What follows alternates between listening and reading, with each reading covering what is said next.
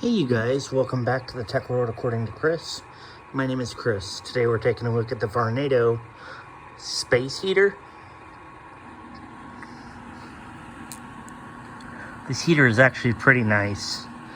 It's got a nice configuration up top for all your controls here. It's all digital. You can change the temperature up and down to your liking. It's got an automatic shut off and automatic tip over protection. As you can see, it's 67. I'm waiting until it gets up to about 75 degrees. Pretty nice heater.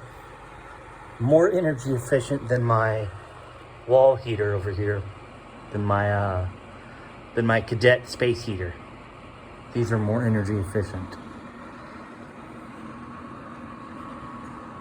This is the first video of the new year. Hopefully you guys like it.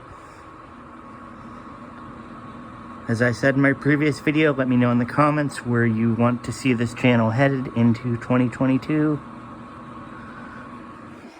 This is a quick look at the Varnado space heater. This is the Tech World according to Chris. My name is Chris. Thank you so much for watching. As always, like, comment, and subscribe.